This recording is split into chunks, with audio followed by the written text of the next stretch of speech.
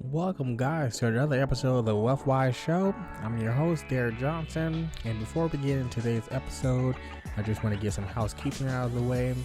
The information provided in this podcast is for informational and educational purposes only and should not be considered financial, investment, or legal advice. Opinions expressed by myself or any of our guests are our own and the guest owns, and do not reflect the views of their employers or their affiliated organizations such as Benefit Wealth Management. Keep in mind, guys, investing involves reasonable risk, and include potential losses. So please make sure you talk to your own personal financial advisor for financial advice or investment advice. And keep in mind, past performance is not indicative of future results.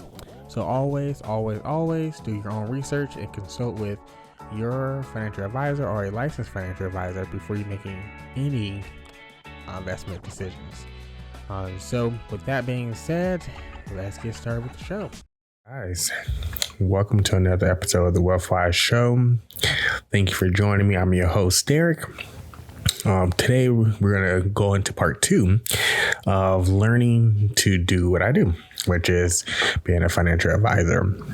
I do apologize if you hear noise in the background. The place I'm at apparently is having an event.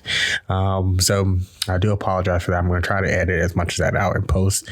If not, sorry. But going back to today's episode, the reason why I wanted to do this, I'm not sure if it's going to be 4 parts, 5 parts. I don't know how many parts it's going to actually be. The main reason is because I do know a lot of people who want to get into finance, but they don't know where to start. They don't know where to go. And then they get trapped in, the sales part of finance, and it don't fit with them. So they just assume, well, finance is all sales.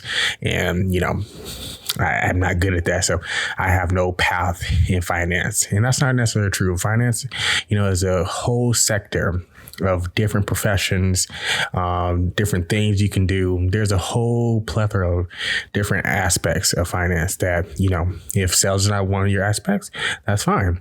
If advising is not one of your aspects, that's fine.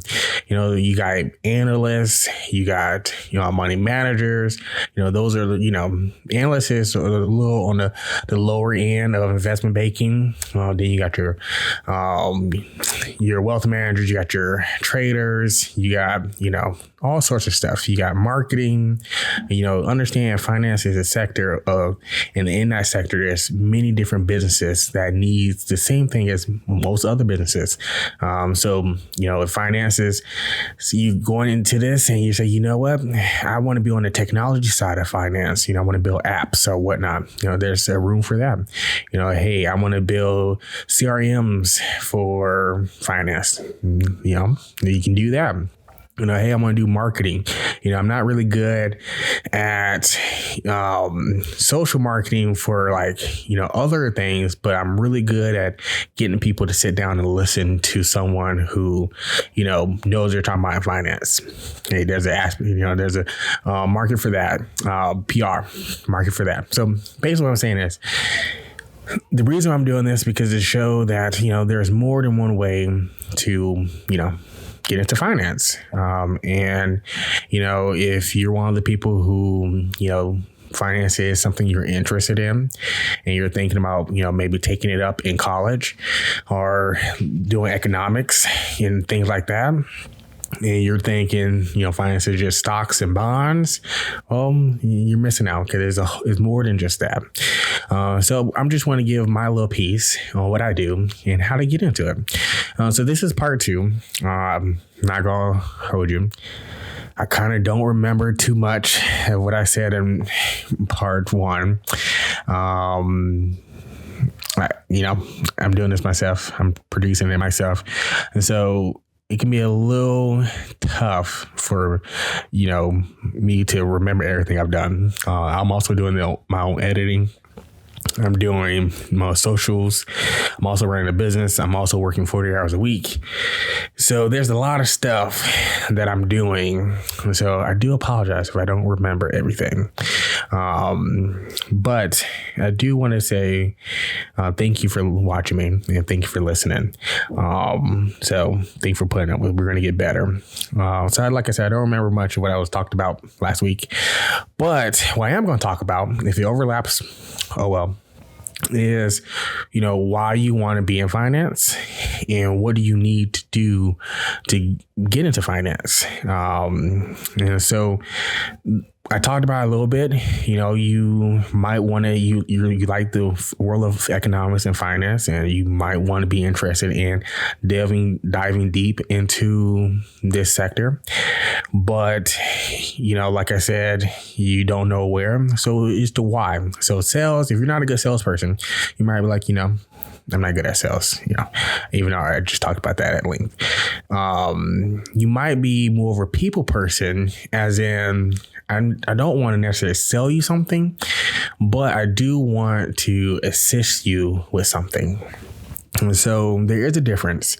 The big difference between what I do and maybe like a broker dealer is, my job is 100% the person, the family, their life, making sure whatever I do for them when it comes down to investment planning, or if I tap in an estate planner or a certified financial planner, whatever I do, I want to make sure that the person, the family that I'm in charge of taking care of, their investments or their finances, I want to, make sure they get the best. I'm always going to put my clients above, my own personal needs.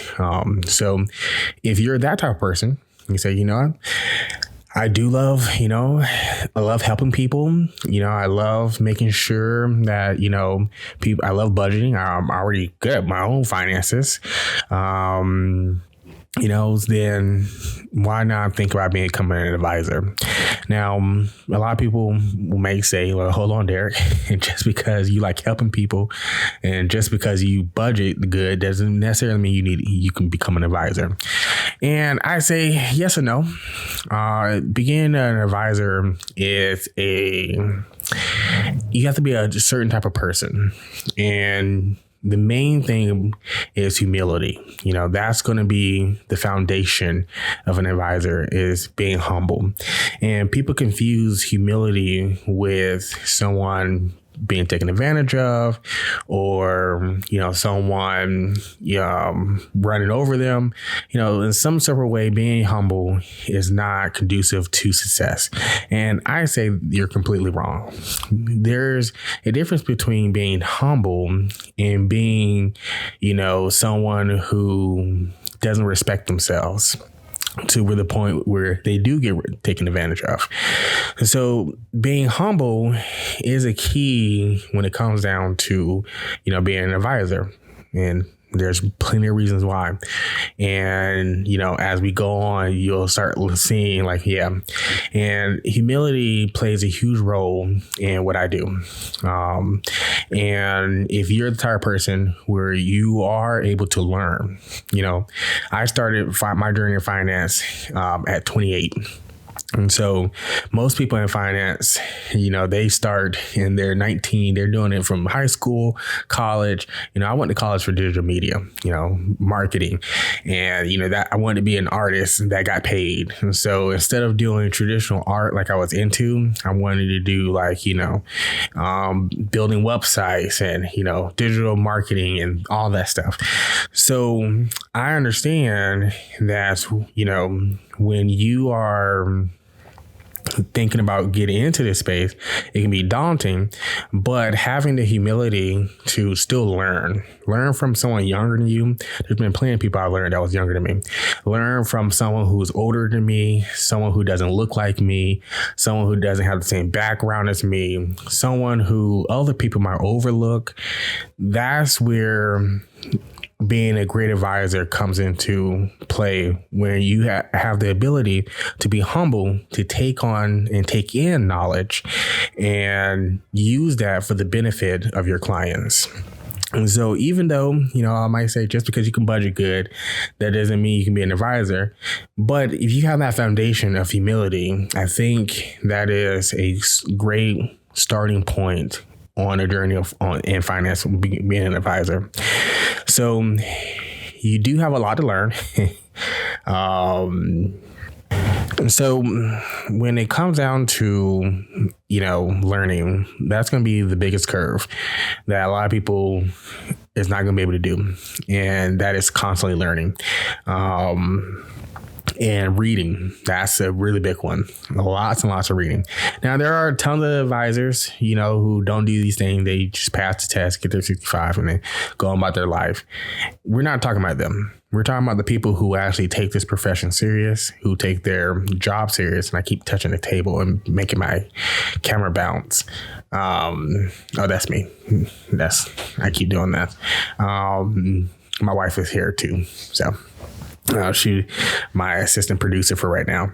But one of the things, back to what I was saying, we're not talking about the advisors who, don't actually take their job seriously.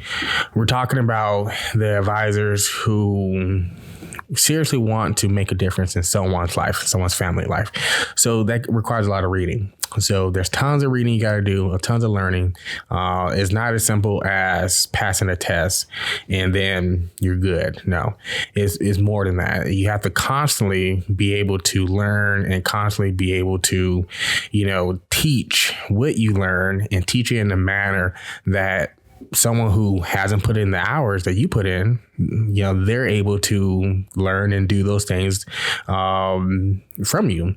So let's get practical. I did a lot of talking and I did a lot of, rambling, which, I tend to do from time to time.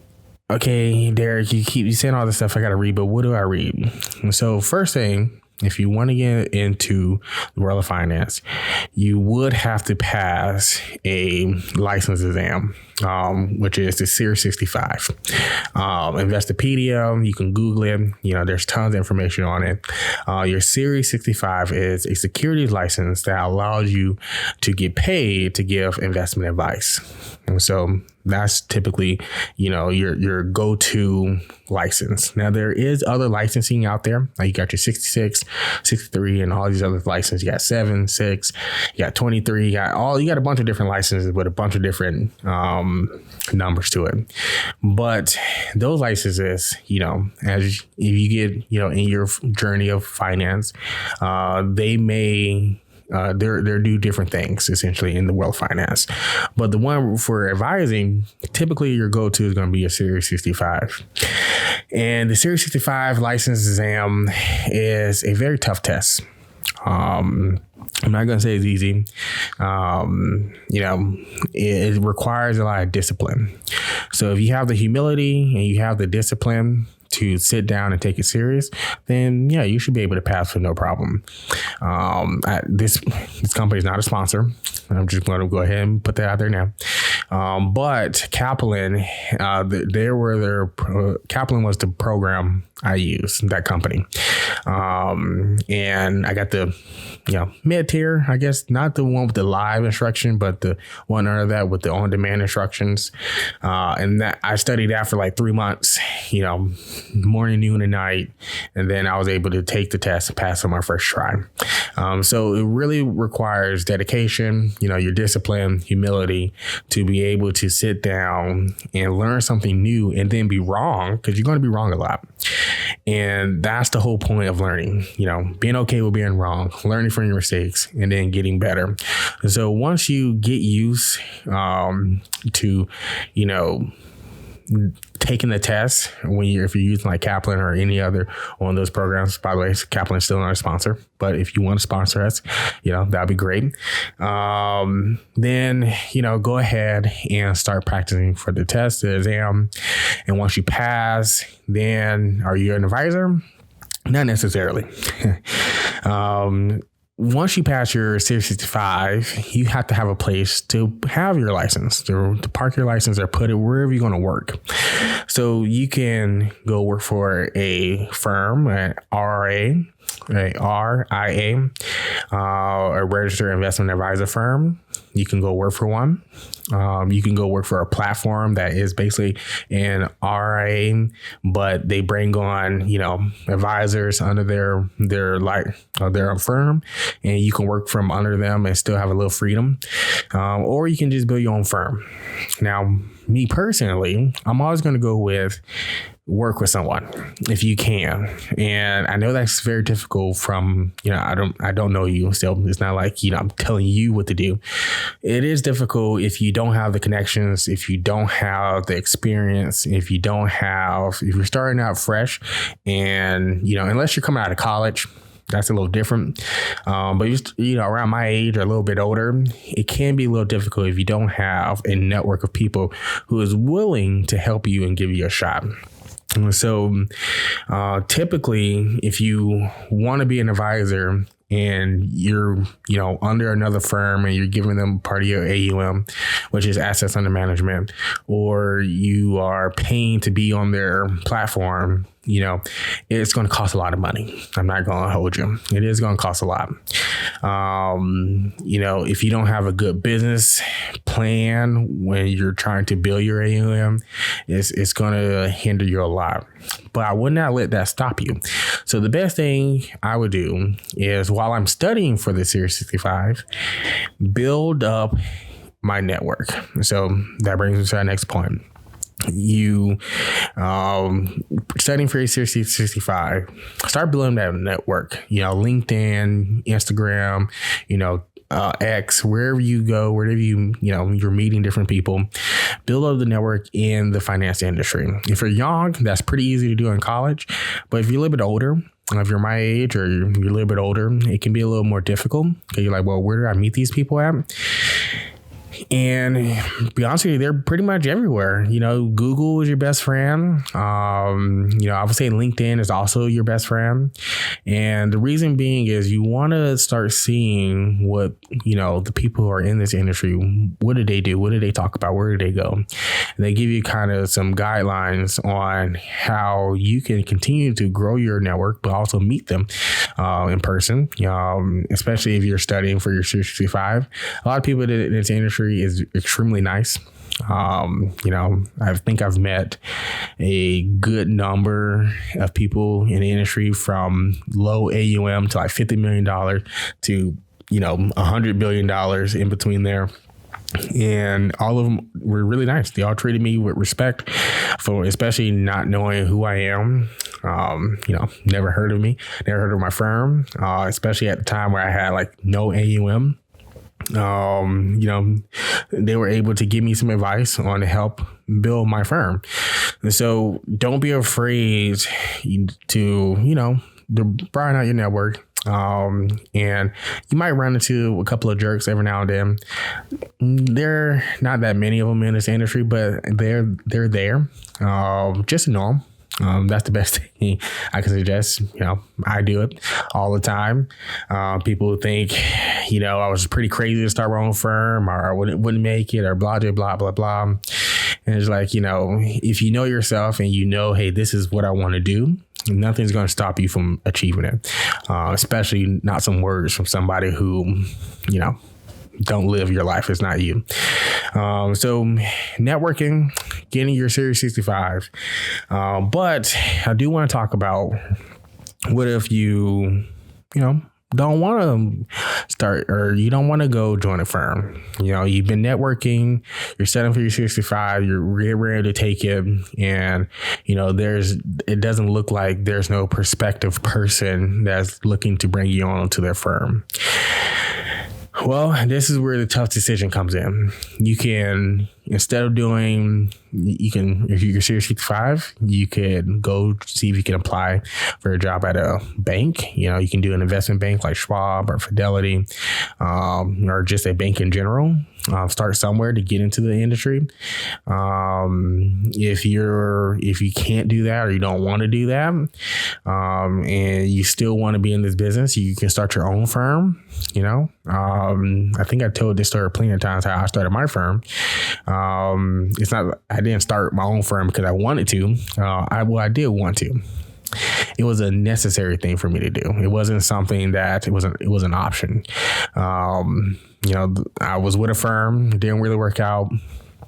We didn't see eye to eye on client relations.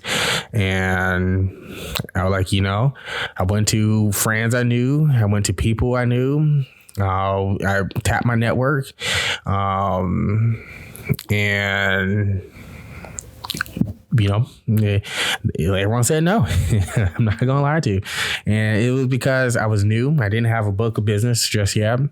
And so, to take that risk on someone new, it was a gamble for them that they just didn't want to take.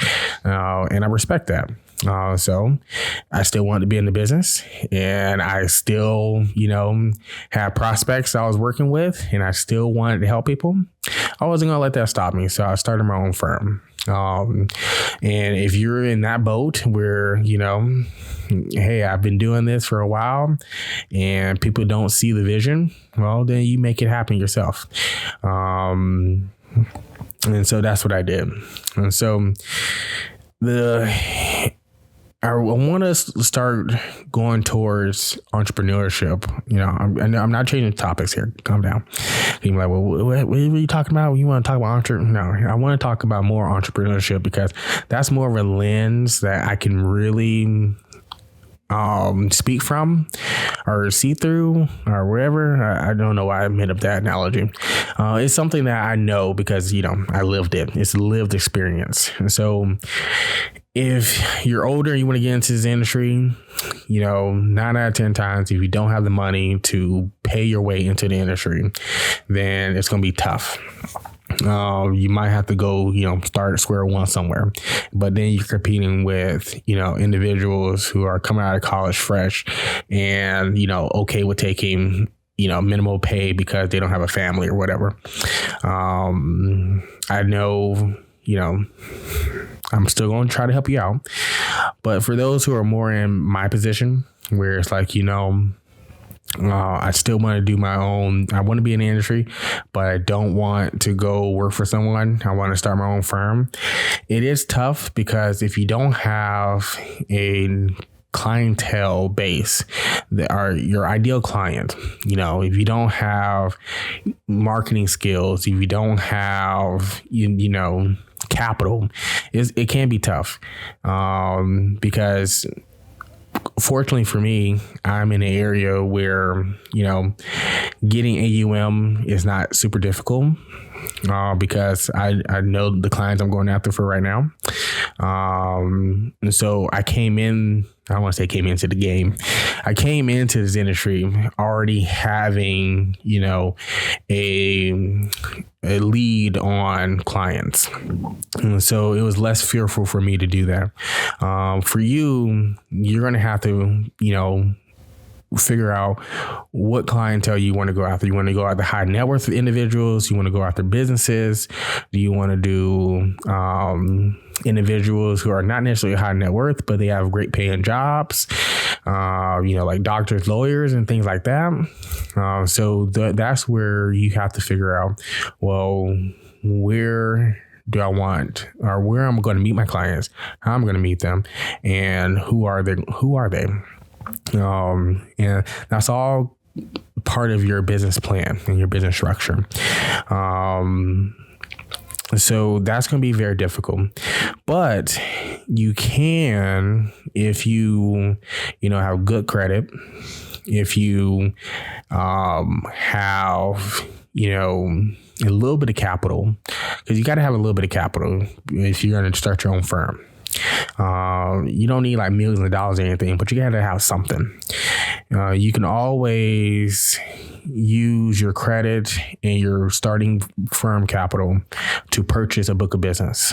That's usually, how some people start. is where they go to these different brokers and, purchase AUM. There's a crap ton. There's a bunch of different marketplaces. And, part of the networking also is finding people who may want to sell you their book of business. Maybe a retiree who's like, I've been in this business for 50 years, I'm retiring. Or it could be someone who just started out or started for a while and it's just not going the way they want it, but they got like, $5 million AUM and they want to offload. So that will be the route you'll want to go. And so while you're studying for E65, which I recommend studying for at least a year to a year and a half, while you're studying for E65, building your network, you start building your capital with your regular, 40-hour-a-week job. And then you use your credit plus your capital to purchase a book of business so you can hit the ground running. Ideally, you want at least $5 million in AUM. $3 million is nice, but ideally it's $5 million. Depending on your percentage that you're going to be getting from your AUM, that can be a nice little starting point to start building your business. So you can build a marketing. Marketing is really the key. I can't stress that enough.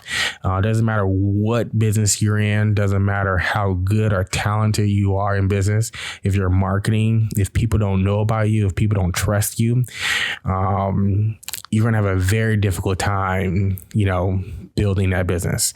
And so, if you're an entrepreneur and, you're doing this yourself, you want to make sure you follow, basically I'm going to summarize because, I'm going to go on to the next part. You basically want to follow this little blueprint. You want to make sure your why is important. Why do you want to be an advisor? Make sure you have the temperament to be an advisor. Make sure you have the ability to be teachable.